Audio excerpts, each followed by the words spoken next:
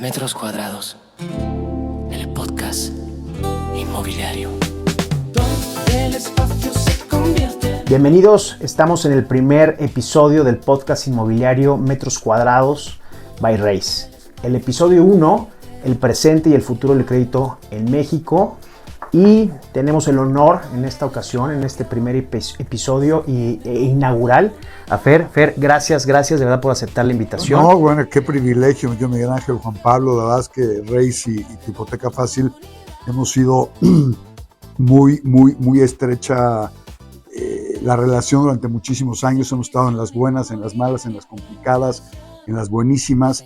Y qué honor que me inviten al primer episodio de este Metros Cuadrados, podcast inmobiliario que seguramente va a ser un éxito con ustedes dándole.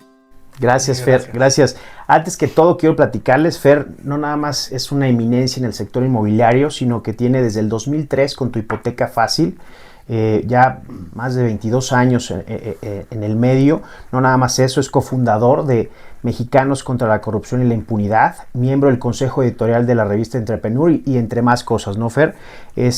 Antes de entrar en materia, Fer, quisiéramos profundizar un poquito en la persona atrás del profesional. Si nos lo permites, claro, quisiéramos empezar con un par de preguntas. Creo que a la audiencia le va a ser muy interesante saber quién es ese gran profesionista y su lado humano.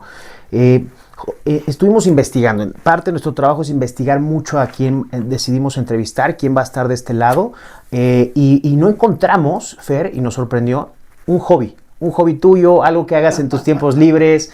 ¿Qué es lo que te gusta hacer, Fer? Un deporte, platícanos un poquito de ese lado humano, esa persona que está detrás de este gran profesional. Mira, lo que más me gusta a mí es, obviamente, mi familia, ¿no? La prioridad es mi familia en todos sentidos, pero eso es obvio que es algo natural, ¿no? Y pues, la gran mayoría de las personas estamos enfocados en nuestra familia, en nuestra pareja, en nuestros hijos, en su crecimiento, su desarrollo, en la estabilidad, en todas las cosas que hacemos como cabezas de un equipo familiar, ¿no? Pero a mí, mis pasiones, la principal yo te diría que es México. O sea, para mí México es mi pasión en todos sentidos, el ver el gran potencial que tiene este país y cómo se ha desperdiciado gracias a las ocurrencias inapropiadas de políticos de todos los partidos, para que no haya un sesgo ahí extraño en este primer podcast. Estamos en confianza. No, pero sí es importante decirlo, es una tristeza ver este gran país, es mi gran pasión. Por eso, cuando Claudio y María Amparo empezaron con el tema de Mexicanos contra la Corrupción, yo inmediatamente me sumé, empecé a participar en absolutamente todo lo que podía, porque sí estoy convencido que México es un país extraordinario y puede ser un mucho mejor país para la gran mayoría de las personas. Nosotros somos muy afortunados por donde nacimos, por las oportunidades profesionales que hemos tenido, por lo que nuestros padres nos dieron en términos de educación, pero hay millones de mexicanos que no lo han tenido, y no porque no tengan la capacidad, sino simple y sencillamente porque les han robado el presente y el futuro, estos corruptos políticos, repito, de todos los colores. Y eso es mi gran pasión, o sea, esa es mi pasión que me mueve de manera muy importante. Otros hobbies que tengo, el arte me fascina, el tema del arte contemporáneo me gusta en general, y me dedico también a coleccionar plata colonial, una cosa muy extraña que nadie sabe, pero bueno, pues es una cosa que... No, objetos de plata colonial, platos, vasijas, todo lo que tú puedas, navetas, incensarios, todo lo que te puedas imaginar. Y es algo que he venido haciendo hace muchísimos años, y es una labor de amor, porque lo veo como una forma no de generar riqueza, sino de conservar un patrimonio mexicano, patrimonio de México importante, y creo que los objetos pues, tienen esa trascendencia, y la plata pues, es un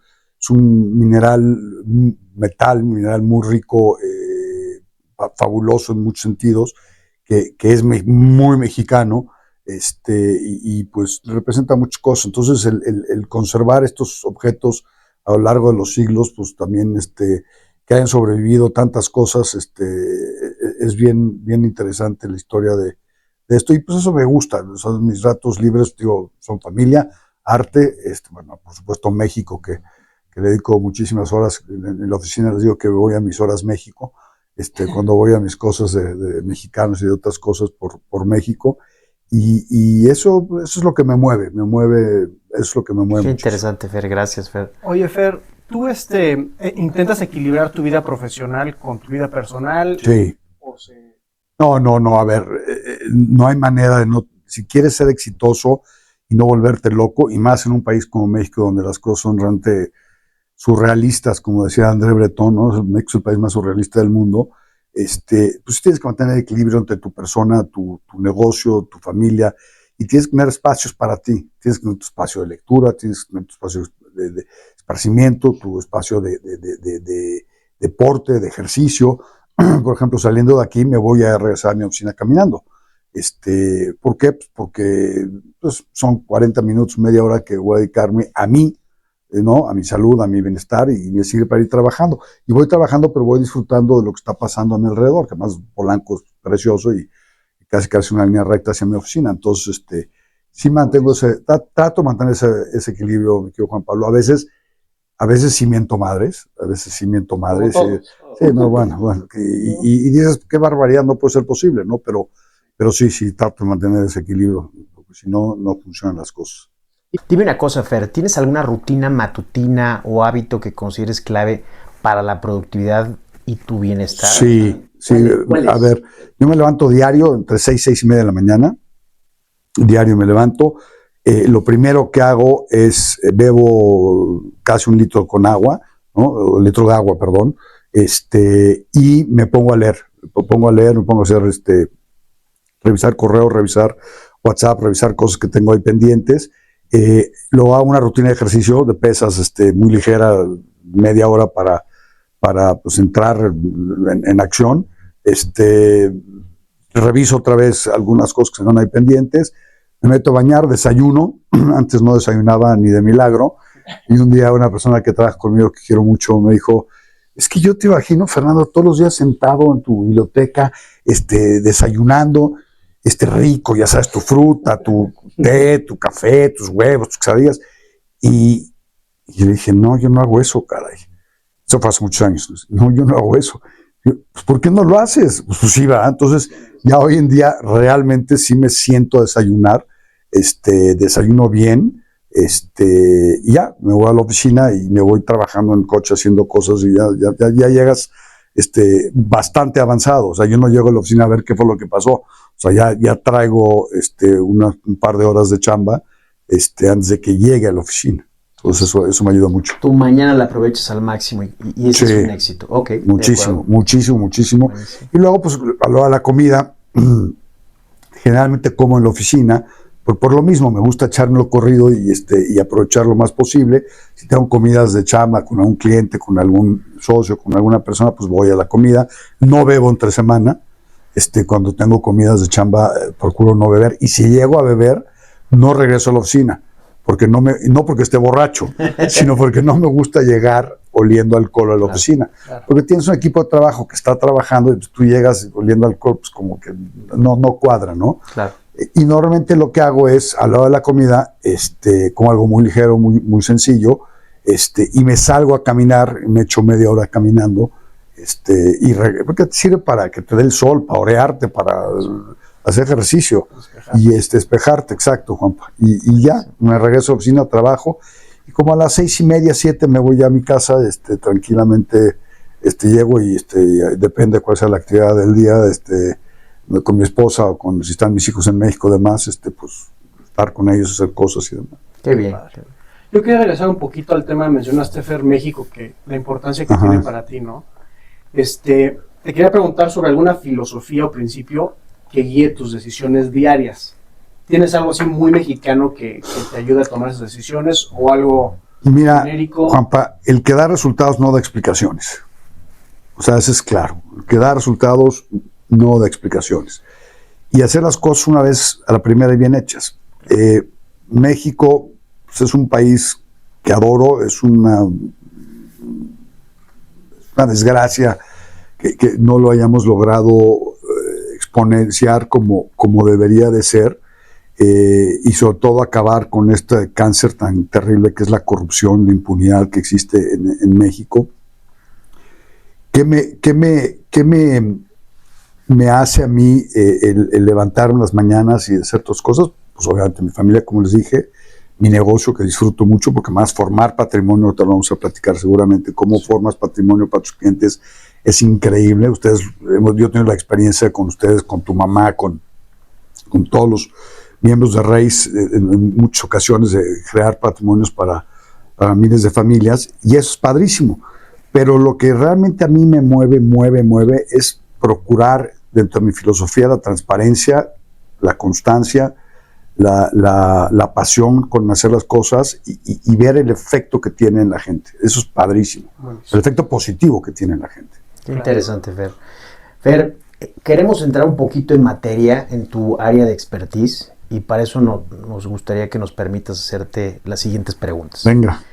Creemos que es interesante saber esto y a lo mejor, bueno, no lo hemos escuchado en ningún otro lado y tienes miles de entrevistas.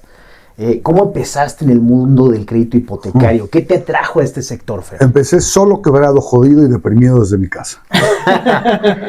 Así empecé. Sí, de verdad. Yo fui un abogado extraordinariamente exitoso. Iba a ser socio de un despacho muy importante aquí en México. Me ofrecieron ser socio de un despacho en Estados Unidos. Regresé a México pensando que podría yo hacer algunas otras cosas. No se dieron como yo quería en términos de los tiempos. Emprendí un negocio que no tiene nada que ver con créditos hipotecarios, que yo había fundado conjuntamente con otras personas en Estados Unidos, un negocio de protección de activos estratégicos increíbles, que eventualmente acabamos vendiéndole a Siemens, después de una cantidad enorme de ilusiones y desilusiones, y yo tenía los derechos para desarrollarlo en México, y básicamente en el al principio del sexenio de Fox, yo arranco este negocio, dejo ser abogado. Los socios del despacho me decían, ¿a qué despacho te vas? Le dije, no, dejo ser abogado. No te creemos. Dije, no, de verdad sí dejo ser abogado. Porque quería emprender, quería hacer ciertas cosas.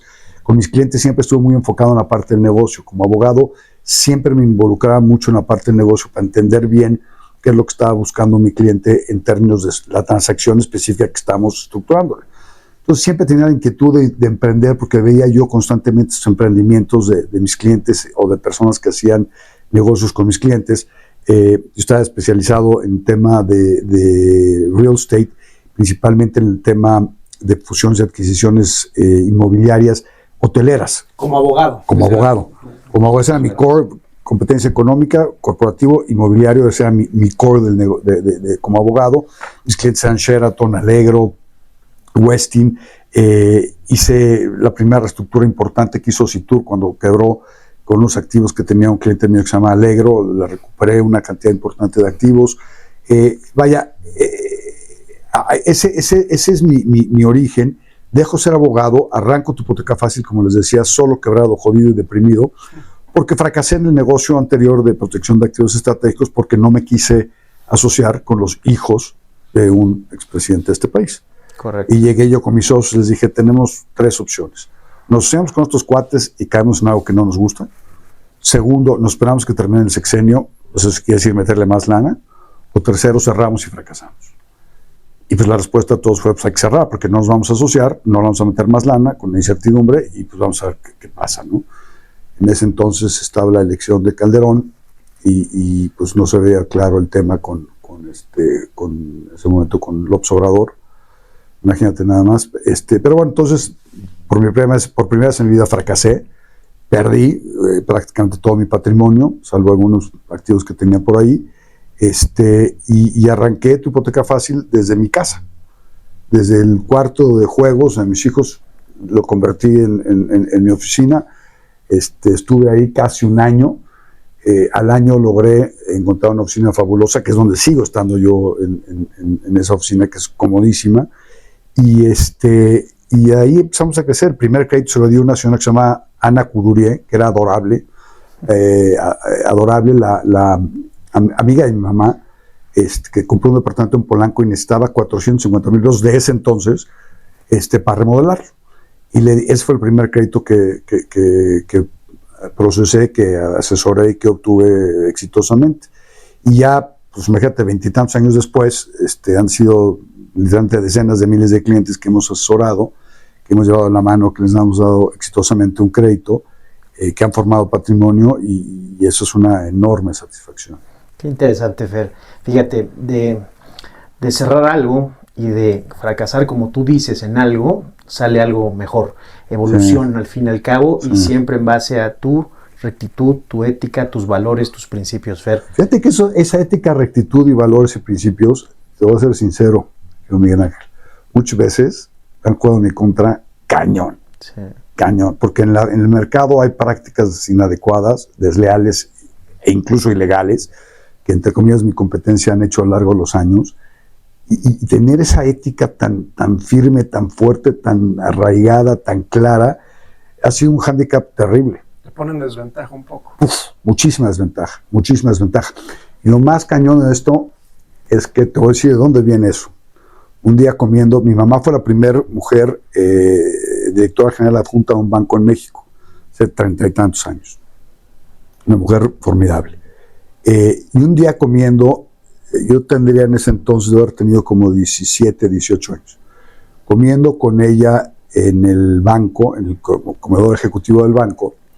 Estábamos comiendo con dos directores, no voy a decir los nombres, pero estábamos comiendo con ellos y mi mamá, y de repente empezaron a platicar de las compensaciones ocultas, es decir, comisiones que ellos cobraban por hacer reestructuras, por hacer operaciones exitosas a los clientes, ¿no? Yo me quedé pensando a los 17, 18 años, dije, me estoy con mi mamá, le digo, oye, ma, ¿y tú por qué no cobras esas comisiones, estas compensaciones ocultas? ¿Por qué no lo haces, no? Si es tan abierto, tan claro, como lo están diciendo estos cuates. Claro. Dice Fernando, porque son compensaciones ocultas. Y lo que es oculto no es adecuado. Correcto. Y no sé si agradecerle o mentarle la madre a mi mamá, porque eso me marcó de fondo en todos sentidos. Sí. En todos sentidos. Eso es un hándicap muy difícil que cargar, la verdad. No me arrepiento porque duermo tranquilo, pero sí muchas veces lo he pensado diciendo, hijo del maíz. Sí, vete por la derecha. Sí, aquí pero no hay shortcuts, y los shortcuts siempre te generan un problema. Todos los atajos eventualmente te muerden. Fer, como lo dijiste, duermes tranquilo, por algo eres cofundador de los mexicanos en contra de la corrupción y la impunidad, y para nosotros un estandarte, Fer, porque cuando pensamos en un invitado, el primero que se nos vino a la mente fuiste tú. Gracias. Y tenemos pensado a 100, 200 invitados. Padrísimo. Por algo, Fer, eres el estandarte y para nosotros un ejemplo a seguir. Gracias. Te lo decimos respetuosamente, Fer. No, lo sé, con mucho cariño, porque con mucho cariño, los conozco hace muchos años y los quiero mucho, y ¿qué te puedo decir? Fer, desde tu punto de vista, ¿cómo ha cambiado la industria desde tus primeros años hasta hoy? Ha sido un salto cuántico, y eso que todavía estamos muy atrasados comparados con los países que tienen un largo historial de desarrollo del crédito hipotecario como una industria clave en el desarrollo inmobiliario. Ha cambiado increíblemente, o sea, desde la número de actual para atrás, el salto cuántico que tuvimos más importante fue durante la pandemia, el tema de hacer todos los procesos electrónicos, de hacer todos los procesos digitales. Ha sido un cambio enorme. Antes era todo llenado a mano, si la pluma no coincidía los tonos, la firma con la que lo llenaste va para atrás, si eran de dos colores, obviamente va para atrás. No sabes todas las cosas que han cómo revisan la documentación hoy en día, cómo se revisa la capacidad de pago de los clientes, que ha sido muy bueno, por un lado, porque lo ha hecho más ágil, pero por otro lado también debo decirte que lo ha hecho, al ser tan rígido, lo ha hecho mucho menos humano. Correcto. ¿Por qué? Porque ya son estandarizaciones de parámetros paramétricos muy firmes, que corren un algoritmo y te dicen si el cliente va o no va. Y lo que yo siempre les he dicho a mis amigos de los bancos es que, por lo menos en mi nicho de mercado, que es el medio alto y muy alto de clientes, no funciona así. Porque tienes que ser un banquero a la antigua, tienes que sentarte, conocer a tu cliente, entender a tu cliente y entender por qué sus flujos de efectivo son de X o Y manera, por qué tiene ciertas peculiaridades en un u otro sentido. Entonces, a mí por un lado lo veo como un gran paso hacia adelante en términos de homologar procesos, pero por otro lado lo veo todavía más bien un salto para atrás en términos del know your customer, el entender a tu cliente, el entender la situación que está viviendo. Tenemos que entender que los clientes que están comprando una casa y utilizando el crédito hipotecario están viviendo un momento muy importante de sus vidas. un momento bien complicado. Uno de los más. Bueno, y con una incertidumbre enorme, ¿no? Sí. Que los bancos me van a quitar la casa, no me la van a quitar, la lana que van a dar, cómo va a funcionar, los intereses tan caros, no tan caros, etcétera. Hay una gran cantidad de mitos y leyendas. Entonces, lo que tenemos que hacer nosotros es quitarles esos mitos y leyendas, darles certidumbre, asegurarnos que contraten el crédito hipotecario adecuado y que crezcan. Entonces, la evolución que ha tenido el sector hipotecario en los últimos 20 y tantos años ha sido enorme. De entrada, cuando yo empecé esto, los bancos no daban crédito, eran SOFOMES, en ese entonces SOFOLES, ¿no? Y eran instituciones muy chiquitas, con procesos muy manuales, y los bancos, conforme se dieron cuenta que empezaban a crecer estas non-banks, de la forma de gestión hipotecaria nacional. ¿De qué año estamos hablando más o menos ahí? Mira, las SOFOMES empiezan en los 90s, a finales de los 90, principios de los 90s, perdón. Okay. ¿No? Principios de los 90s.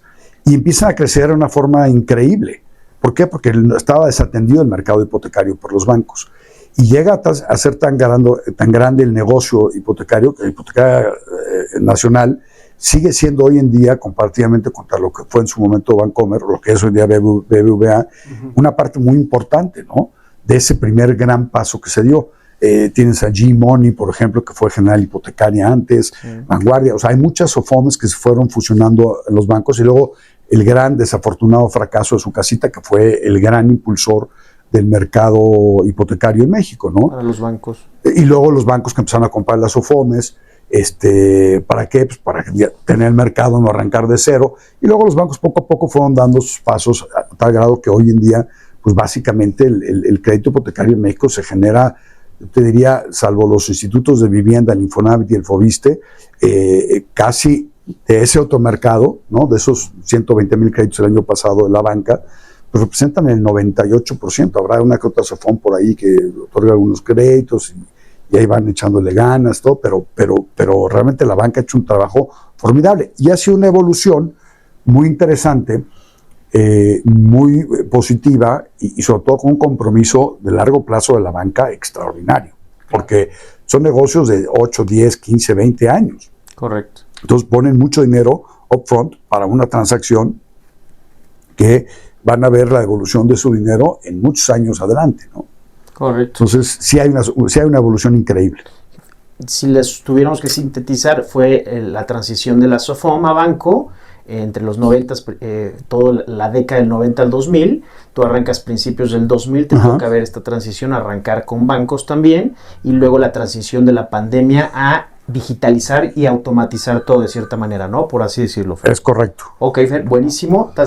Lo trato de simplificar para que a lo mejor todos... No, podríamos echarnos horas platicando los detalles, pero no se trata de eso, ¿no? De acuerdísimo. Y dime una cosa, Fer, ¿cuál ha sido el mayor reto profesional del crédito hipotecario en México? O sea, para ti, como reto... Mira, yo te diría, hay dos. Hay una parte empresarial, ¿no? Mi parte como empresario, y hay otra, mi parte como una persona que ha estado procurando a lo largo de los años hacer las cosas mejor. Lo más difícil, que para mí es incomprensible aún hoy en día, es cómo los bancos no entienden que ellos son los dueños del dinero y ellos son los que tienen que poner los límites a lo que hacen los agentes hipotecarios. Correcto. Porque ha habido muchos abusos, ha habido muchas trampas, ha habido muchos cochupos y cosas inadecuadas, y les da miedo poner límites a los asesores hipotecarios. Es la verdad, a los brokers hipotecarios. Correcto. Entonces, ese para mí es el primer gran reto que no he podido comprender. Segundo, es cómo poderle transmitir a las áreas de riesgo de los bancos que ciertas políticas que implementan en momentos determinados son excesivas o fuera de mercado. Y no porque yo lo vea como fuera de mercado, que estoy teniendo un objetivo personal de mejora en mi colocación, no, sino que realmente están afectando el funcionamiento del mercado. Porque ellos parten de lo que llaman las cosechas, ¿no? O sea, lo que se generó en un periodo determinado, cómo se comportó, y entonces analizo cómo se comportó, y entonces determino que cierto perfil de cliente no debe de ser sujeto de crédito, o debe ser sujeto de crédito con ciertas restricciones, pero lo hacen general. y no en forma particular. Y eso es en donde pierden porque se convierten en gestores, no son banqueros. Correcto. Los banqueros tradicionales, el concepto de banquero es aquel que personaliza, el que entiende. Es que, Fernando, no entiendes porque tenemos que masificar esto, es un mercado masivo. Sí, te la compro, pero no puedes generalizar porque entonces estás afectando a la gran mayoría de personas que están haciendo transacciones de buena fe en forma correcta. Siempre parten de la base de acciones de mala fe de una persona o un grupo muy pequeño de personas. Claro. De 100 personas, 2, 3 hicieron alguna cosa inadecuada. No, ahora todos los que están en este perfil van a hacer cosas inadecuadas, entonces los tengo que detener. No es cierto, hay 98, 97 personas que hacen las cosas bien hechas y no los tienes que castigar, lo que tienes que meter es un control adicional, pero no calificarlo como una práctica totalmente cerrada o con unos controles realmente absurdos. Entonces, el poder transmitir eso es muy difícil. Hay bancos con los que tengo la gran fortuna de poderme sentar regularmente con las áreas de riesgo, cosa que es un privilegio enorme, y me escuchan. ¿Por qué? Porque saben que no les va a pasar bolas rápidas. Si les estoy dando informaciones porque creo que es información valiosa para el banco, para nosotros y sobre todo para los clientes, ¿no? Claro. Entonces, esos son los retos. El reto empresarial, pues uno son las malas prácticas entre comillas, la competencia, pero esos que las hagan es su tema. Pero el segundo es el equipo. El mantener un equipo sólido. Yo llegué a tener 160 asociados. Correcto. O sea, llegué a tener 160 asociados en toda la República y me he ido reduciendo al grado que ya tengo un grupo muy pequeño de asociados, pero son personas 100% confiables, son personas extraordinarias, son personas que se parten la cabeza para hacer las cosas y eso es extraordinario. Entonces, mi gran reto como empresario ha sido encontrar el talento que sea un talento de largo plazo y que sea un talento de largo plazo íntegro, pero lo he logrado. O sea, hoy en día lo tengo. Durante muchos periodos de tu hipoteca fácil lo he tenido siempre, pero siempre había pues, la manzanita medio podrida y complicada que no hacía que funcionaran las cosas. Y bueno, pues eso ha sido el gran reto para mí, la parte del equipo. Claro. Yo quería regresar, Fer, un poquito a lo básico, ¿no? Para la audiencia que no sabe qué es una hipoteca, o cuáles son los procesos para un crédito hipotecario, ¿cómo se los explicarías? La hipoteca, para empezar, es un término que es legal, no es un término financiero, porque la hipoteca es una jaulita de oro que le ponemos a la casa a través de un crédito hipotecario, ¿de acuerdo? ¿Qué es lo que es la hipoteca? Es una garantía que se constituye sobre la casa para que mientras tú le debas al banco una lana, no puedas venderla libremente. Sí la puedes vender, nomás que necesitas pedirle permiso al banco para venderla. Y el banco te va a decir, ok, no te preocupes, yo te doy permiso para venderla, la puedes firmar en escritura pública con el notario fulanito de tal, nada más que el día que tú la vayas a vender, ese día me tienes que pagar a mí, con el producto de la venta, me tienes que pagar lo que me debes, ya sea que el comprador deposite directamente al banco o que te deposite y tú me transmitas o transfieras el dinero para pagar, ¿no? Claro. Entonces, la hipoteca, lo que tenemos que hablar es un crédito hipotecario.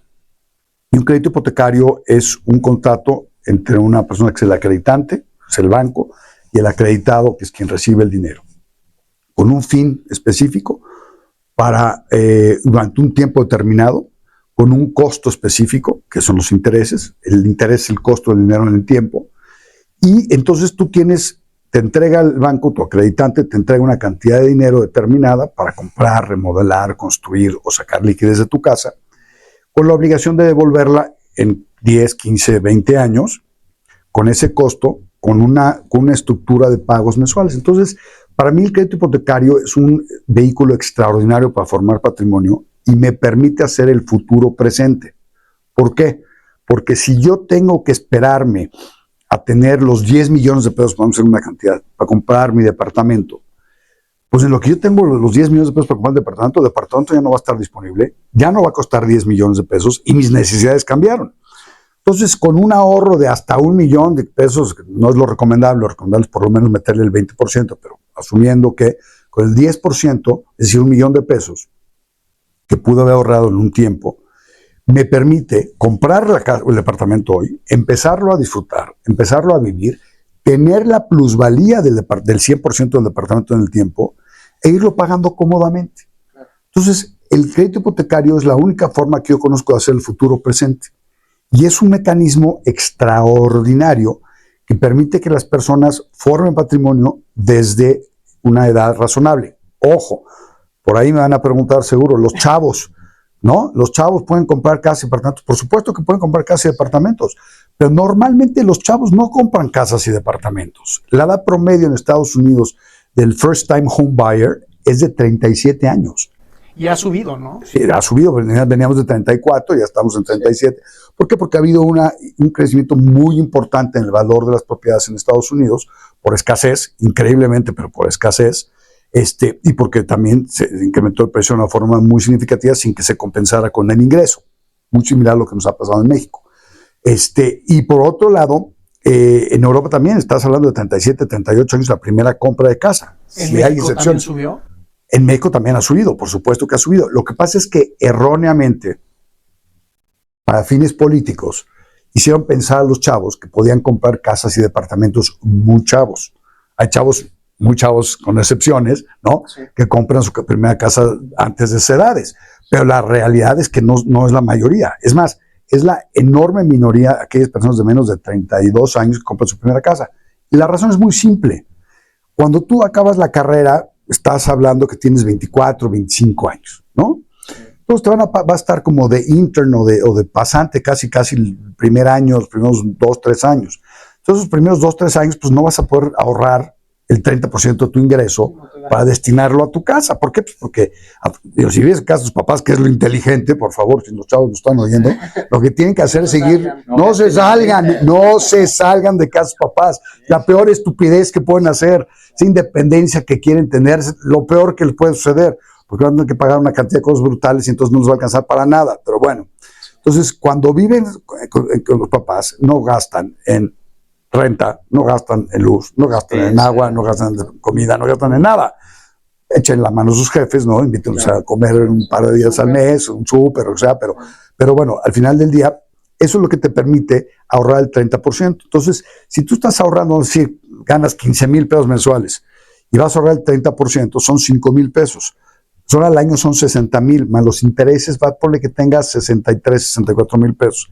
Y ponle que el año que te no ganas 15, ganas 20. Entonces, en vez de ahorrar 5,000 pesos mensuales, vas a ahorrar 6,000. Entonces van a ser 72 más los 63, ya estás en 130, 140,000 pesos.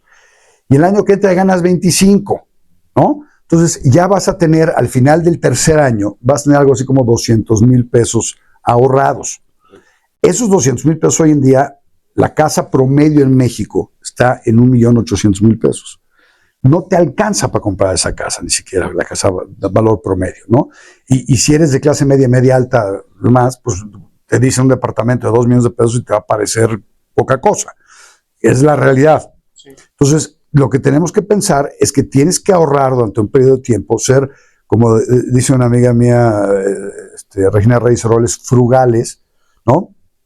Es decir, gastar en forma mesurada, no gastar en el Starbucks todos los días, no salir a comer todos los viernes y ponerte una jarra fabulosa, ¿no? No, sé más medido y eso te va a permitir ahorrar un poco más de lana y comprar tu casa o tu departamento en el tiempo. Eso es lo que tenemos que entender, que es el proceso normal para comprar una casa o un departamento. Claro. No sé si... Qué buen tip. Mitos y leyendas. Puta. Sería así Mitos y leyendas, los intereses son carísimos, ¿no es cierto? Los intereses más bajos que hay en el mercado financiero en México son los de créditos hipotecarios. No hay otro más bajo. No generan IVA los intereses. Entonces, de entrada, tienes un plazo muy largo para pagarlo. No, es que pago primero puros intereses y entonces no estoy pagando capital, sino hasta el final. No, desde el principio empieza a amortizar capital. Lo que es importante cuando analizas un crédito hipotecario es cuál es el crédito hipotecario que más amortiza de capital en los primeros años, porque eso hace que el costo financiero sea mejor, porque los intereses no se calculan hasta el final, se calculan sobre el mes inmediato anterior. Los intereses que estás pagando este mes, lo estás pagando en función de lo que debías el mes anterior. Entonces, si tienes un crédito que amortiza más capital en cada una de las mensualidades, es decir, debes menos cada mes, pues tu costo financiero va a ser menor. ¿Sí me explicó? Sí. Entonces, ese es otro mito. Es que voy a pagar 4 veces la casa. No, no es cierto que vas a pagar 4 veces la casa. Vas a pagar el precio de la casa una vez y vas a pagar, si te echas los 15 o 20 años, 1.3 veces, sí, el valor de la casa. Pero lo idóneo sería salir lo antes posible. Lo idóneo es amortizar, prepagar el crédito y acabar de pagarlo. La realidad es que con la plusvalía que va teniendo la casa, se va compensando también ese efecto de que va a pagar 2 veces la casa. Es el costo del dinero. Si rentas, lo único que vas a tener es un bonche de papelitos de este tamaño al final del periodo. Y no vas a ser dueño de nada. Ni la plusvalía. Ni la plusvalía la vas a tener, ni la casa, ni nada, ¿no? Entonces, es muy importante que esos mitos, por ejemplo, los entendamos. Es que el banco se quiere quedar con mi casa. No es cierto. Lo último que quieren los bancos es quedarse con las casas de nadie. ¿Por qué? Porque les genera un costo. Tienen que vender el crédito para sacarlo ¿cómo se llama? De la cartera vencida, que les genera reservas, y entonces no se quieren quedar con las propiedades. No, lo que pasa es que si dejo de pagar voy a perder la casa luego. No es cierto. La casa, para que la pierdas la casa, o sea, todos podemos tener un problema, un periodo de tiempo donde se nos complican las cosas. Y si tienes un periodo de ese tipo, entonces te acercas al banco y dices, oye, tengo esta bronca, me va a tardar unos meses en regularizarme. Te firmo la reestructura y todas las cosas que se tengan que hacer, dame 6 meses para estabilizarme. Pero si te echan la mano. Claro, los bancos, si te acercas, claro.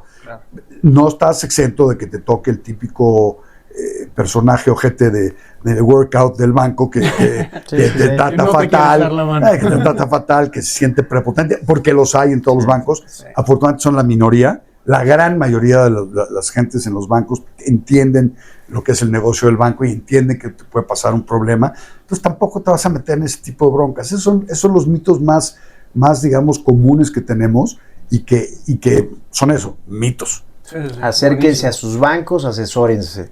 Gracias, bien. Fer, muy buenos tips. Perfecto. Hablando ya del panorama actual y tendencias, Fer, ¿cómo ves las tasas de interés en México? Mira, la tasa de referencia Banco de México la ha venido bajando, estamos en 7.25, seguramente vamos a cerrar, ya vamos a ponerle fecha a este podcast, ni modo en ese tema, pero vamos a cerrar el año en 7, ¿no? Okay. La realidad es que las tasas de crédito hipotecario todavía no se ven reflejadas estas reducciones de tasas que ha tenido Banco de México en su tasa de referencia. ¿Por qué? Porque durante muchos años han mantenido las tasas muy bajas. Han sacrificado margen, han sacrificado utilidades con tal de seguir otorgando crédito hipotecario. Los bancos sí están comprometidos con el país. Subieron los intereses y ahorita empezaron a bajar. Los subieron marginalmente y los han mantenido en el orden de 10.5, 10.75. Okay. Todavía puedes conseguir créditos de 8.95 cuando tienes un alto perfil, una transacción de alto valor. Y hay bancos que sí se pasan de lanza, que traen tasas de 11.25, 11.50, 12%. Sí. Con base en sus niveles de riesgo, que nunca nadie te explica cómo catalogan los riesgos, pero es una forma yo iba a decir elegante, pero no es elegante, es una forma extraña de subir la tasa a los clientes, ¿no? Pero en general, cuando estás bien asesorado, puedes tener tasas por abajo del 10%, sin lugar a duda. ¿Cuándo veo yo que empiece a moverse el tema de las tasas?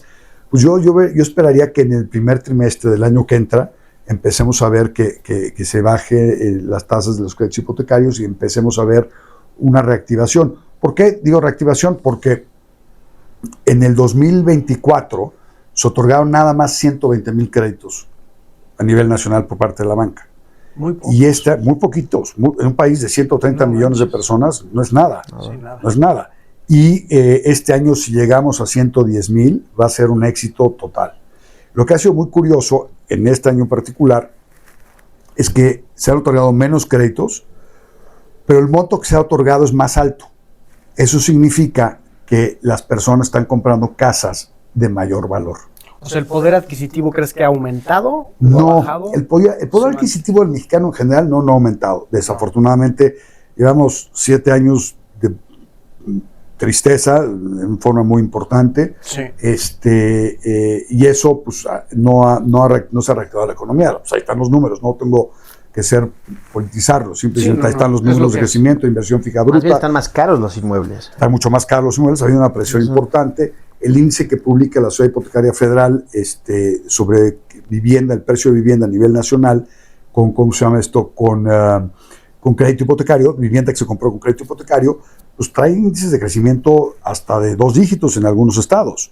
O sea, sí. Estados principalmente destinados al turismo, como son Baja California Sur, Quintana Roo, Nayarit, Jalisco, en ciertas zonas, han tenido crecimientos de 2 dígitos en términos del valor de la vivienda. Y eso, pues, con un sueldo que no sube a ese ritmo, pues, al contrario, se va reduciendo la capacidad de compra. La casa promedio hoy en México de valor está en 1.800.000 pesos. Cañón. O sea, son $100,000 el tipo de cambio más o menos de hoy, ¿no? Sí. Entonces, pues sí está difícil. O sea, ¿por qué? Porque estás hablando de 1.800.000, vamos a pensar 2 millones de pesos, para hacerlo fácil. Das el 10% de enganche, ¿ok? Son 200,000 pesos. Vas a contratar un crédito de 1.800.000 pesos. Va a estar pagando mensualmente alrededor de 20,000 pesos mensuales. Eso significa que tienes que ganar por lo menos 60,000 pesos mensuales. Correcto. Entonces, ¿cuántas personas en México ganan 60,000 pesos mensuales? Fer, perdón que te interrumpa, ahí acabas de dar una tablita clave. Sí, una reglita. Que creo que todo el mundo debería sabérsela, y es cuánto se paga por cada millón de crédito y cuánto necesitas ganar para ese poder... es un muy buen punto, mi querido Miguel Ángel. Es una regla que hay que ir ajustando conforme se mueven las tasas y en el tiempo. Pero hoy, en términos generales, por un crédito por 1 millón de pesos, a 15 años pagas 12,000 pesos mensuales. A 20 años pagas 11,000 pesos mensuales por 1 millón. Y la gente pensaría, pues mejor voy a sacar el crédito a 20 años porque pago menos. No, en general no, hay que tratar de sacarlo a 15 porque aunque pagas más, amortizas más capital, debes menos capital mes con mes y tus intereses son menores en el tiempo. Eso ya me lo habéis dicho una vez. Sí. 15, vete con 15, trata de no irte a 20. Así es. Y pagos adelantados si se puede, pero bueno, 15 correcto. 15 es el ideal. Es 20% de enganche, pesos, tasa fija y 15 años. 15. Ahora, si agarras un crédito de 1 millón, son 12,000 pesos. Necesitas ganar 3 veces eso. 3 veces o necesitas ganar 36,000. 36,000 pesos. Así es. Entonces, en el ejemplo que estamos haciendo ahorita, Correcto. de 1.800.000, pues necesitas ganar 60,000 pesos. En pareja, todo es más fácil, ¿no? ¿Por qué? Porque uno puede ganar 40 y el otro 20. Entonces sumamos los ingresos. O podemos sumar los ingresos con un papá o mamá. Sí, o no te salgas de tus papás. Sí. Eso es una maravilla. O sea, Ya, sí, por eso créditos no te salgas de casa de tus papás es clave. Sí, sí, sí. O sea, Muy de verdad es clave. Y además esa independencia que creen que van a tener los chavos es una independencia bastante relativa, pero bueno. Totalmente, totalmente. Y en base a eso, ¿el perfil del comprador crees que ha cambiado, Fer? Sí, mira, sí ha cambiado mucho, porque de entrada ya el 40% de las transacciones con crédito hipotecario se hacen por mujeres. Vale. Y esa es una extraordinaria noticia. ¿Por qué? Porque eso te hace ver que la participación de las mujeres en el mercado laboral, el productivo, profesional, ha subido. Sí. Y eso contribuye muchísimo a la capacidad de comprar las familias. Sí, no, y pareja ya tienes el mismo poder adquisitivo, Claro. y se compra una mejor propiedad. Claro, etcétera. yo he tenido muchas parejas, no yo muchas parejas, sino que clientes parejas que la mujer gana bastante más que el hombre. Correcto. Y el hombre no creas que se siente mal, ¿eh? Es una cosa bien interesante. No creas que dice, no, bueno, Sí, yo Están más sí, contentos. sí, no, dice, no, bueno, mi mujer Sí. gana más, y está todo dar y sumamos el ingreso y demás. Entonces, eso es muy importante, Juanpa. Ok. Ok, buenísimo. Dime una cosa, Fer, desde tu punto de vista, ¿qué ciudades y segmentos muestran mayor dinamismo en el tema de crédito hipotecario? O sea, ahorita dame tu top 3, así que tú sepas. Mira, que se esté moviendo más. Como tal, el estado de Nuevo León sigue teniendo una dinámica muy importante. Es el estado con mejor índice de pago de crédito hipotecario, es decir, la falta de pago en Nuevo León es la más baja del país, ¿no? El promedio está en 3%, en Nuevo León está abajo del 2%.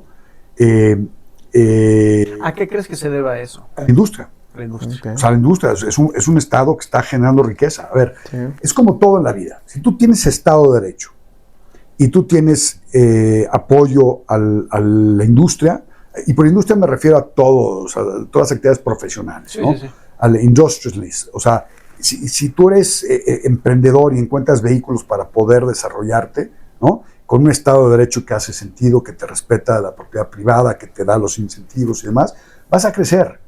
El socialismo y todas estas ideas estúpidas jamás han generado riqueza en ningún país en la historia de la humanidad. En ninguno. Sí, sí, sí. En ninguno. Entonces, en los estados en donde ves que hay un apoyo más hacia el negocio, el emprendimiento, la industria, todo esto, pues vas a ver mejores índices de calidad de vida, mayores ingresos, mejor educación, mejor Estado de Derecho, más seguridad, etcétera, etcétera, etcétera. Entonces, eso no es casualidad que Nuevo León esté en esas circunstancias, ¿no? Si tú ves, por ejemplo, los índices, la Ciudad de México también tiene un índice muy bajo de incumplimiento, Chihuahua tiene un índice muy bajo de incumplimiento, es decir, la gente paga y vuelve a lo mismo. O sea, son estados que están, Querétaro, son estados que están enfocados en el crecimiento de la economía. Sí. Se están alineando las políticas públicas dentro de lo posible, porque las políticas federales pues, no es lo que quisiéramos, ¿no? Pero se están alineando para que puedan desarrollarse exitosamente. Entonces, eso se traduce en mayor riqueza, mejor calidad de vida, mejor estándar de vida, mejores ingresos. No le fallas al banco. Y no le fallas al banco, ¿no? Y si tú analizas Tlaxcala y analizas otros estados de México, Chiapas y demás, pues te vas a ir dando cuenta que ahí están los índices de incumplimiento más altos, Guerrero y demás. ¿Por qué? Pues porque son muy inestables. Pues no estables, hay políticas públicas inadecuadas.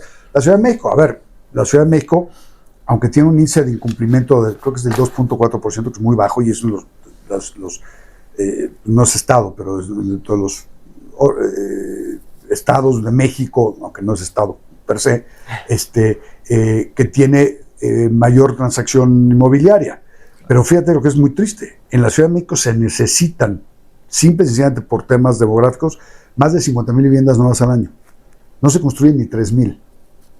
Y no se construyen por burocracia, corrupción, extorsión, incertidumbre jurídica. Sí, le da miedo al inversor arrancarse. Los negocios inmobiliarios, estos negocios que estamos aquí viendo alrededor de tu showroom, correcto. O sea, son negocios que tienen 7, 8, 9 años.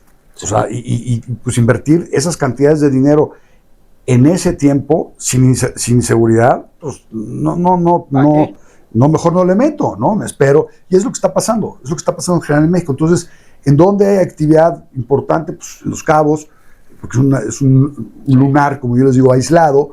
Es un lunar aislado. ¿Por qué? Pues porque está aislado del crimen, está aislado de la ineptitud, aunque otras cosas podríamos decir que no voy a decir.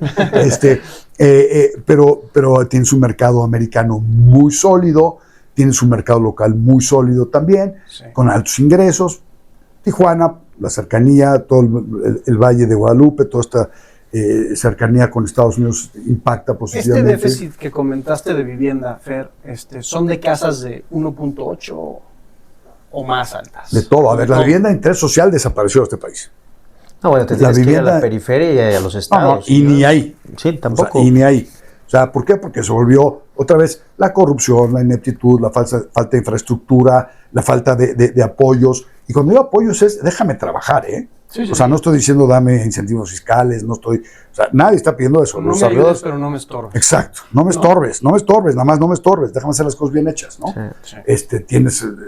Ha habido una serie de fusiones importantes de empresas desarrolladoras inmobiliarias que se han ido concentrando. ¿Por qué? Porque a través de Vinte, por ejemplo, que es una empresa muy sólida, muy bien manejada, pues que ha ido integrando diferentes empresas a su patrimonio, porque hace más sentido en las economías de escala hacer eso que seguir operando como estaban operando esas otras empresas. Entonces, eso es muy triste y es muy delicado. Entonces, esta idea de que van a ser las 1.800.000 viviendas, va a ser un fracaso, pero bueno, eso ya lo veremos en el tiempo. Buenísimo, Fer.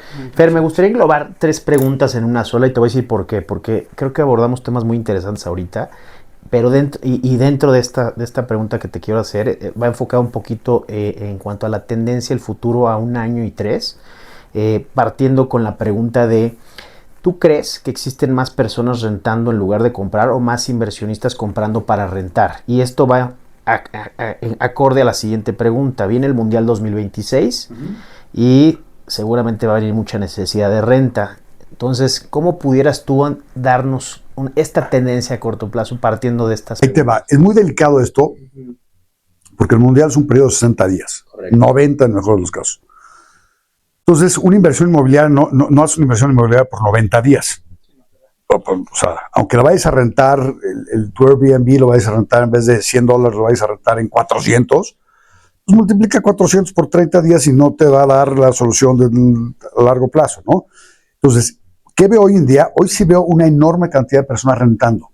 Mis amigos asesores inmobiliarios constantemente me lo están compartiendo. O sea, están viendo mucho más transacciones de renta que transacciones de compra. Pero ahí te quiero interrumpir, Fer.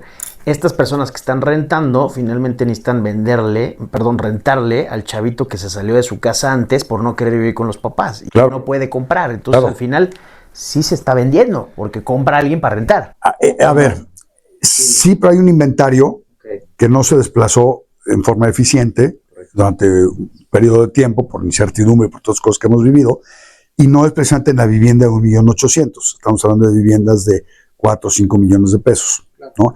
Y si nos vamos más arriba, tienes un gap en la vivienda de 10 millones a 15 millones, 17 millones, que están muy frenadas, y luego tienes un gap mucho más chiquito de vivienda de alto valor, que sí se transacciona, porque son personas que tienen otros intereses y otras formas de ver la economía y de vivirla, ¿no? Entonces yo te diría, en el mercado de interés social pues no existe. El mercado medio-bajo, es decir, vamos a decir vivienda entre 1.200.000 y 2 millones de pesos, sí está transaccionándose, o sea, sí están comprando y vendiendo casas. El crédito promedio, por ejemplo, de los bancos es de 2 millones de pesos, 2.400.000 pesos para ser exactos.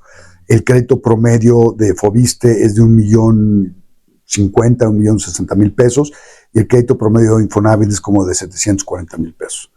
Entonces, en ese rango sí se está transaccionando, porque ayudan todos los programas de Cofinavit y todas sus cuentas de vivienda y demás. En los que siguen hacia arriba son en donde están dando más rentas, porque hay muchos inversionistas que se quedaron con activos que no los pudieron vender, entonces lo están rentando. Entonces lo están rentando y lo están rentando bien, y las rentas se han incrementado, que me lleva al tema de la gentrificación, que no existe. O sea, a ver, la gentrificación en la Ciudad de México no existe. En la zona de la Roma Norte, Roma Sur, Condesa, Cuauhtémoc, todas esas zonas que son súper sexys, atractivas y demás, porque están todos los restaurantes más ricos de México y está todas las galerías, todas cosas, esas zonas siempre fueron zonas de vivienda de niveles medios altos, siempre, nunca fueron populares. ¿Y por qué hoy crees que está haciéndose mucho ruido con el tema? Porque después de los temblores en México se desocuparon ciertos inmuebles. Muchos inmuebles eran propiedad de familias que no los pelaban porque eran inmuebles que estaban muy amolados, que tenían 50, 60 años, que no eran atractivos, pues lo rentaban lo que fuera, y mientras saliera una lanita para la mamá y saliera, no les importaba. De repente se regresa a vivir a esa zona, porque además nunca se despobló de nivel medio alto y alto, nunca. Simplemente hubieron oportunidades, y entonces se asentaron ahí personas que rentaban con ingresos más bajos.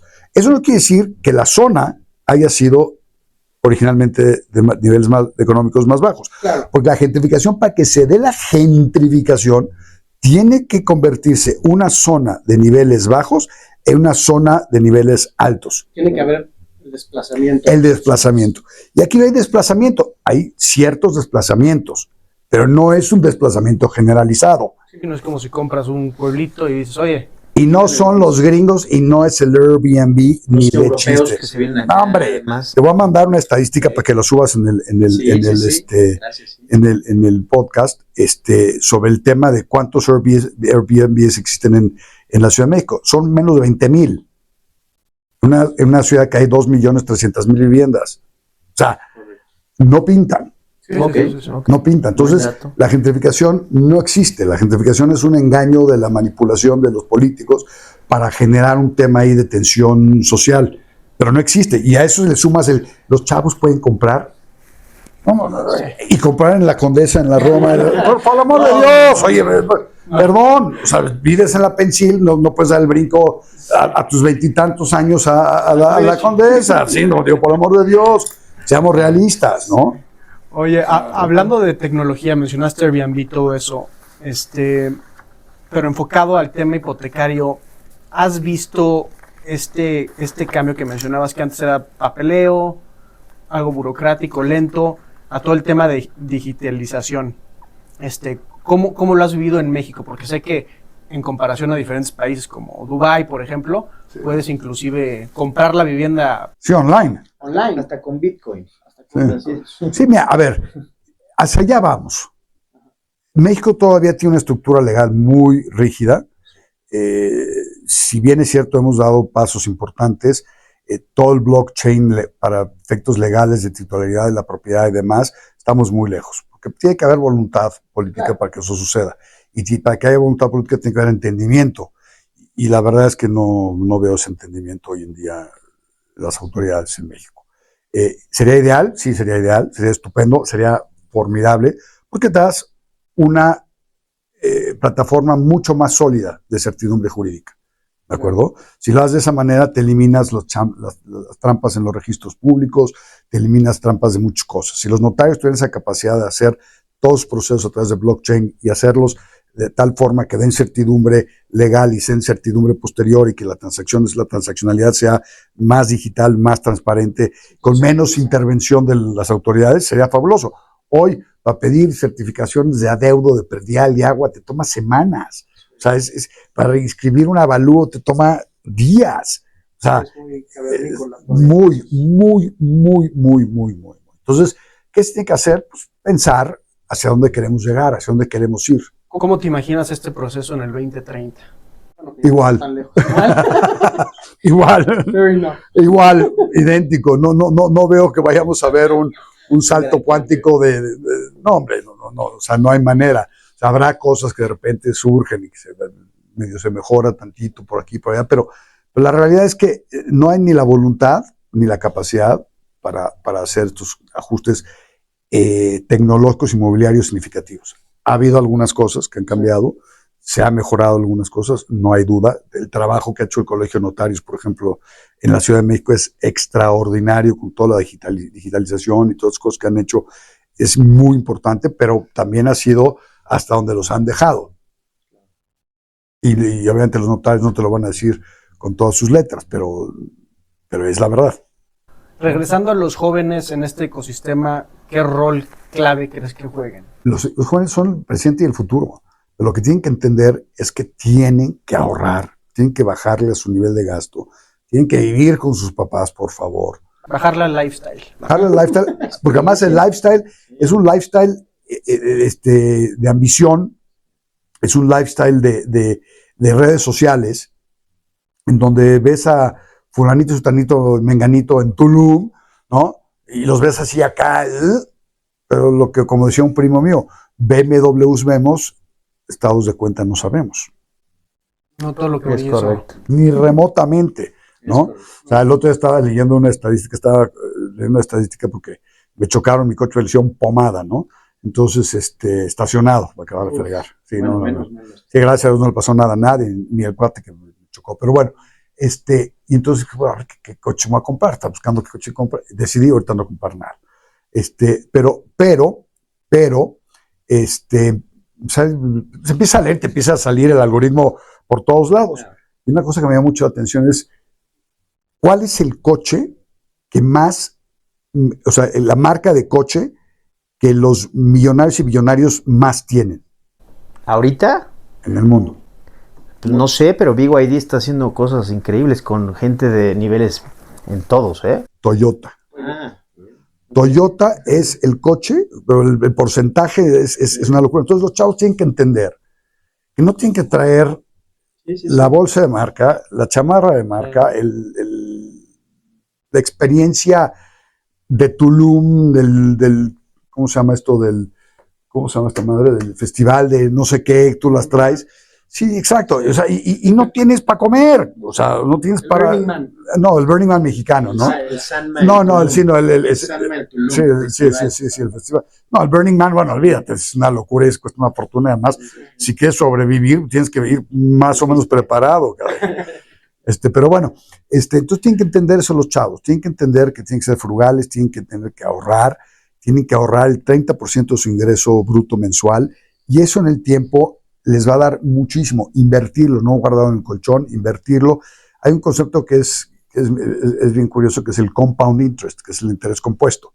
Y si tú analizas tu brother, seguro le encanta, ¿no? Pero el tema del interés compuesto es increíble. Tú deja tu lana invertida y no la toques. Déjala ahí que sude. De repente van a pasar los años, van a pasar 20 años que ni cuenta te vas a dar. Estilo Warren Buffett, ¿no? Es su secreto, el interés compuesto. Ni cuenta te vas a dar y de repente vas a decir, caray, ¿en qué momento yo hice esta fortuna, no? Y si quieres meterle a la bolsa, métele en acciones que tengan ciertos componentes de estabilidad y que tengan componentes de dividendos y de cosas que son valiosas, y no existen. O sea, en vez de comprarte la acción de Starbucks, no sé en cuánto esté hoy, pero en vez de comprarte, un Starbucks cuesta 100 pesos, ¿no? Sí. Por 5 días a la semana son 500 varos. Mete esos 500 en acción. Esos 500 varos son $25. O sea, compra una fracción de acción y mejor lo vas invirtiendo en el tiempo. Entonces, eso es lo que tienen que entender los chavos. Esa es la parte de los chavos que tienen que tener muy clara. Buen tip, Fer. Fer, abundando un poquito en esto, rápidamente un checklist para el comprador y que se prepare para tener las mejores condiciones en los próximos 6, 12 meses para que pueda sacar su crédito hipotecario. Buró de crédito. Revisa tu buró de crédito inmediatamente. Contrata el servicio de notificaciones de buró, porque eso te va a alertar si alguien está tratando de hacerte un fraude o no. Eso es lo primero que tienes que checar que todas tus cuentas estén bien reportadas, que las deudas estén bien reflejadas y que no tengas deudas que no te corresponden. Si tienes un mal buró, ¿lo puedes reparar? Lo puedes reparar siempre y cuando pagues lo que debías. Esas empresas de que repara tu deuda y ya te lo resolvemos, eso es lo único que te van a hacer es meterte en una bronca del tamaño del mundo, porque te van a hacer una quita o un quebranto, van a usar una quita o un quebranto y se te va a quedar reflejado en tu buró toda la vida. Entonces, lo que hay que hacer es pagar lo que debes, tratar de usar tus tarjetas de crédito como un medio de pago, no como una forma de financiarte a lo bestia. Si tienes que hacer una compra porque la tienes que hacer, pues saca las 6 meses intereses, pues está bien, te da más holgura en tu flujo. Pero irte a comprar algo que no necesitas sacar los 6 meses intereses, pues es subirte la corbata, sí, no vale la pena. Entonces, ¿qué tienes que hacer? Tu buró de crédito, punto número 1. Punto número 2, en 6, 12 meses no vas a ahorrar lo necesario. Entonces tienes que pensar que si estás pensando en comprar una casa, tienes que pensar que con el 30% de tu ingreso, que va a ser lo que va a equivaler a tu pago de la mensualidad del crédito hipotecario, puedes vivir sin ese 30%. Porque ese 30% lo vas a destinar primero a ahorrar y luego para pagar tu crédito hipotecario. Correcto. Esa misma cantidad que te acostumbraste a ahorrar es la que vas a continuar cuando contrates tu crédito hipotecario. Cuando dices ahorrar, puedes decir invertir en algo muy seguro para luego sacar. Sí, claro. Sí, eso, a ver, si tú tienes un objetivo de comprar una casa, pues sí vas a tener que invertirlo y eventualmente sacarlo. No se va a quedar ahí sudando como el interés compuesto de toda la vida, ¿no? Lo ideal sería que tú tengas la capacidad también de ahorrar un poquito más para que tengas ese ahorro adicional. Pero la verdad es que muy pocas personas lo pueden hacer con esa estructura, con esa firmeza y con ese seguimiento, ¿no? Entonces, la realidad es ahorra el 30%, que sea suficiente para ahorrar el 20% de tu precio del departamento o casa que quieres comprar, ahorrar tus gastos de escrituración, no salirte de casa a tus papás, a los chavos, aunque los papás de repente quieran ya sacarlos, que se vayan, ya no los aguanto, pórtense bien porque vale la pena, el beneficio es mayor. Muy bien. Fer, entramos a un bloque que lo consideramos interesante, que es un poquito acerca de tu liderazgo, tu propósito y sobre todo, pues con esta pregunta quisiéramos descifrar un poquito más acerca de tus secretos. ¿Qué principios o decisiones te han mantenido vigente en un mercado tan cambiante? Y esta pregunta quiero acompañarla con una frase, o más bien con un comentario. Algo que vemos es pasar a la gente y cambiar de giros. Algo que vemos es que entran inmobiliarios a vender con nosotros y después ya no se dedican a esto. Asesores hipotecarios cambian también. Y siempre en los últimos 12 años que yo llevo en este medio, tú eres una persona vigente en lo más alto de los niveles del real estate. Danos ese secreto. ¿Qué principios o decisiones te han mantenido vigente? No, pues gracias por considerarme así, mi querido Miguel Ángel, te lo agradezco mucho.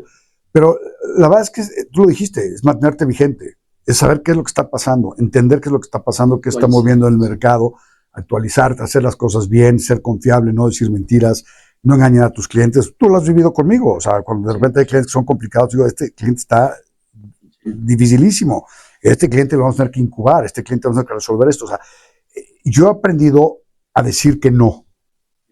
Y eso es muy importante. El saber decir que no a un cliente es muy importante. Porque si sabes decirle que no a un cliente, le vas a poder dar la respuesta a su problema. Porque le vas a decir, eso que me estás proponiendo no camina, pero esto si lo hacemos de esta manera, sí va a caminar. Un no positivo. Sí, claro, un no positivo. O sea, porque de repente hay clientes que quieren todo ahorita, y como ellos quieren, ¿no? Ayer me habló una persona que ustedes conocen, que no voy a decir el nombre, un poco necia, neciesísima, que quería que una clienta de ella sacara un producto específico. Dije, no, eso no se lo van a dar, no camina. Es que la clienta dice que sí, dije, a ver, entiéndelo, no camina, no va a funcionar. Es que la cliente ya lo vio. ¿Sabes qué? Yo no necesito convencerte, no necesito perder el tiempo contigo ni con esa persona. Si la clienta quiere hacer eso, que lo haga. Ya llegará después y dirá, chin. Entonces, ¿qué hago para mantener vigente, Miguel Ángel? Leer, entender, estudiar, levantarme todas las manitas y a fregarle, y ser una persona que cuando te digo una cosa, la cumplo. O sea, punto. Por eso te buscan siempre, Fer, por eso te seguimos buscando, por cómo te manejas. Te agradecemos, Fer. Otra pregunta clave, Fer. ¿Qué error te ha dejado la mejor lección en tu carrera? Ese tendría que ser con socios. Nunca tengas un socio que no esté dispuesto a meterle tiempo al negocio para entenderlo. Correcto. Y que te aporte más allá que dinero. Okay. O sea, en lo que se llama coloquialmente como el smart money, el dinero inteligente es el dinero que vale la pena en la vida cuando estás buscando un socio. Si tu socio solamente va a poner dinero y no está involucrado, no vale la pena. Yo te lo diría, no busques ese tipo de socios. Ahí va de la mano, ¿qué es mejor? Encontrar al socio, la idea de negocio o al socio correcto. Puede ser cualquier idea de negocio, pero si tienes al socio correcto, vas a avanzar siempre. Y ese socio incómodo que te está pidiendo resultados y que te está pidiendo las cosas es el mejor socio que puedes tener. Correcto. El socio que nomás va y hace la faramalla y medio le hace y cambias el logo y está contento. No va por ahí. O sea, de verdad, esa es clave. Ten socios que quieran estar contigo en las buenas y en las malas y sea dinero inteligente, que te aporte constantemente. Muy bien.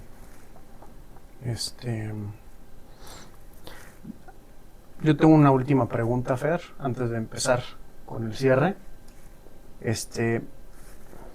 ¿Qué hábitos no negociables te mantienen enfocado y motivado? Mencionaste tu familia, No negociable, cualquier cosa que ponga en riesgo mi integridad, cualquier cosa que ponga en riesgo mi apellido, cualquier cosa que impida que esté sentado con ustedes. Tu tiempo, Fer. O sea, no hay manera de que yo lo haga. Porque lo que me pasa, por ejemplo, les decía hace un ratito, con las áreas de riesgo de los bancos. Cuando yo me siento con cuates que normalmente están aislados, a propósito, porque ellos analizan de una forma muy distinta, que me dan la oportunidad de sentarme con ellos, es porque saben que yo no voy a pasar bolas rápidas, que yo no voy a hacer chingaderas y que yo soy una persona íntegra. Entonces, el perder eso, o sea, no hay comisión ni grupo de comisiones que compren mi reputación. No existe. O sea, no existe. Entonces, eso es lo que me mantiene así, mi querido Juanpa, o sea, motivado y te digo, a veces es un hándicap terrible, porque si volteas y ves al de al lado y dices, este güey ya lo hizo y le fue de maravilla, formado, ¿no? Y le fue de maravilla, pero bueno, ni modo, ya, porque yo duermo tranquilo. Y por último, ¿qué consejo le darías a alguien que está interesado en empezar a invertir en real estate, en sacar un crédito hipotecario? Fíjate que en general, o sea. Mañana voy a grabar un programa padrísimo para Banamex. Okay. Padrísimo. Que me invitaron a un evento de educación financiera. Banamex tiene un área muy sólida de educación financiera. Y entonces me invitaron a hablar sobre las inversiones inmobiliarias. Entonces fue muy chistoso porque cuando empecé a hacer todo el análisis de cómo lo iba a hacer, porque también dices, por favor, no haya temas políticos, no se usen temas particularmente políticos. Bueno, me conocen, ¿no? Entonces también hay algo de eso. Lo definí en aquellas que son las inversiones patrimonial, para tener un hogar y hay 11 otras inversiones inmobiliarias. Entonces va a depender, Juanpa, del perfil del cliente que quiera hacer la inversión para determinar qué tipo de inversión va a hacer. Y hay inversiones que van desde, como dije, comprar tu primera casa o comprar tu casa, tu siguiente casa, tu casa de descanso, a comprar un terreno y construir, a comprar una casa y remodelarla, a invertir en fibras, crowdfunding, remates hipotecarios, etcétera, etcétera, etcétera, etcétera. O sea, son 11 variables. Entonces, lo que funciona a uno, no le funciona a otro. Es como el crédito hipotecario. Nosotros, cuando seleccionamos el crédito hipotecario adecuado, lo que hacemos es, vemos el perfil del cliente, vemos las políticas de originación de los bancos y jugamos un Tetris, en donde colocamos las piezas, eliminamos las barreras y hacemos que el crédito fluya. Entonces, esa pregunta es amplísima. Entonces, tendríamos que ver el perfil específicamente del cliente para determinar cuál es su inversión. El cuate que te está comprando un departamento en Armani, en Acapulco, pues no es el mismo que te va a comprar en la isla y no es el mismo que te va a comprar en la costera o que va a comprar un fractional en Fairmont, ¿no? O sea, entonces tienes que analizar el perfil del cliente para determinar qué. Muy de acuerdo. Mil gracias, Fer. Creo que hemos aprendido muchísimo, Sí, ¿no? tomamos nota. Yo la verdad es que las notas que tomo es precisamente porque estamos con clientes y la información que nos da siempre es estadística, siempre son puntuales. Fer, quisiéramos cerrar haciéndote una última pregunta. Si pudieras dejar un mensaje para que alguien pudiera, y aquí se ramifica en dos, construir un patrimonio o tener una profesión o carrera exitosa, ¿qué mensaje le darías? Y quisiéramos que esta pregunta la respondieras con algo, una frase de 3 palabras, 2 palabras, algo muy corto que te venga a la mente de primera mano. Siempre mantén tu integridad. Integridad, de acuerdo. Buenísimo. Si alguien se quiere poner en contacto contigo, Fer. Pues ya sabes, a través de Reis, por supuesto, ¿no? No, y en mis redes sociales, sí, claro, tu hipoteca fácil en Dejamos ahí en el video en el video links y toda la cosa y pues mil gracias, la verdad, qué honor ser el primero de muchos podcasts que se van a hacer y las veces que quieran, ya sabes que estoy más que puesto. Al contrario, Fer, te agradecemos, queremos darte un abrazo, Fer, y de verdad agradecerte. Diseño y visión inmobiliaria. Porque viniste a nuestra podcast. Feliz de la vida. Feliz de la vida.